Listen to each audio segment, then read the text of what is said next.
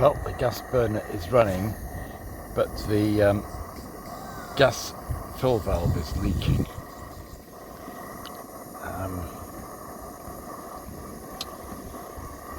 So when I get this stripped down a bit, I'm going to have a look at that. The seller did think there was a leak on the gas tank somewhere. I wonder if that was what he repaired. Anyway, it's holding enough to get some gas into it, obviously, as you can hear.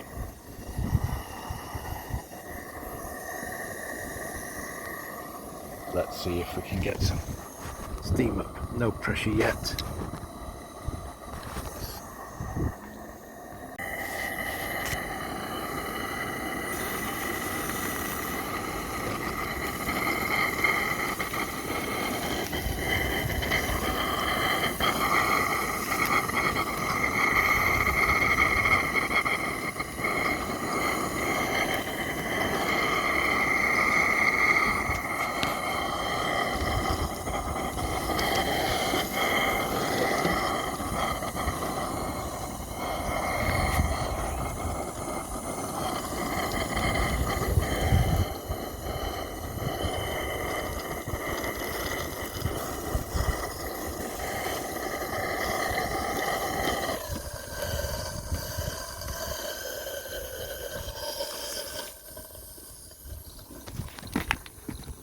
Pressure's dropped again.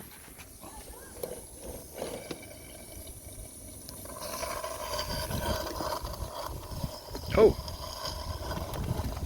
took a couple of steps on its own. That's promising. There's no gas on now. Oh, maybe if I put a bit more gas on, it might actually go. Well, there was an attempt at movement.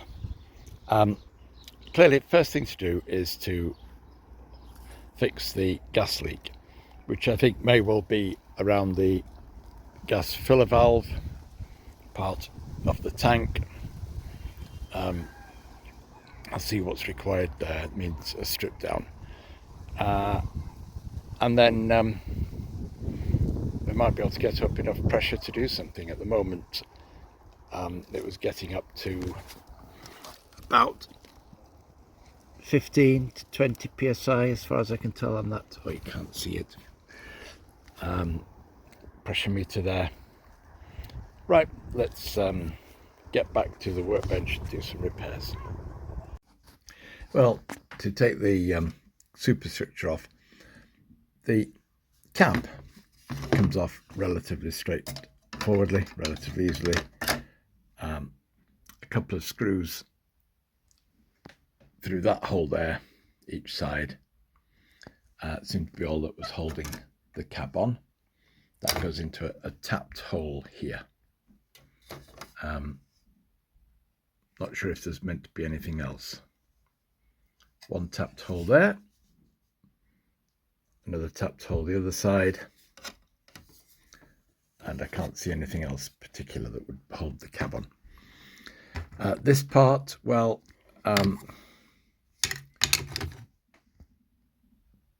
two screws at the front into the under buffer beam there, and I guess there were two screws at the back at some point. They're the ones that where it slides off. It might have been that the screws were tapped into these holes, or it might be that they need nuts. That's these holes at the back end there, but there were none on it, and so it just slipped off those. So there's maybe some nuts that go onto there. Right. It allows me to see two things. One is the electrical side, and what I can see is corroded batteries. I presume those are rechargeable batteries.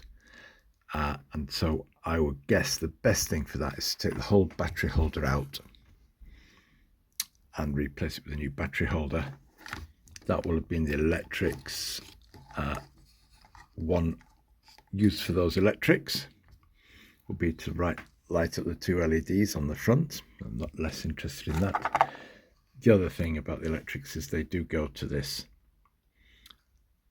plug here, which would go into a receiver which would then drive a servo or two for the remote control. So it's worth thinking about replacing that with a new battery holder and batteries. But the more significant thing is the tank. Now, the person I've got it from has repaired what he knew was a leak, which is there. In the process of that, it has gummed up the thread a bit because I can't get the nut on easily. I'll have to have a look at sorting that out because it holds the tank into the side tank more tightly. But the other problem I've met is this filler valve appears to be leaking. So I'm going to have to, it has been put in with PTFE tape, so it's been screwed in with PTFE tape. But I'm going to just have to check around and find out where the leaks are.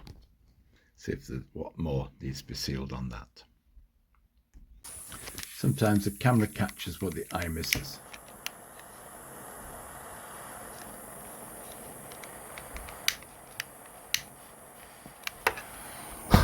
Right. That was definitely from that valve bit there. So maybe this bit is not sealing down in the valve. Found several lighters, none of which seem to have the right sort of valve. If you look down there, obviously that's your lighter refill valve, but it doesn't have that metal top with a slot in it. However, here's a lighter I found, and look, that does seem to have a metal top with a slot in it. So if I can scavenge that, I might be in luck. And of course, I may have wrecked a perfectly good lighter, but I can tell from here that the refill valve there is a different size. It's a different diameter. It's a smaller diameter, the one in this lighter. I don't even need to take it out.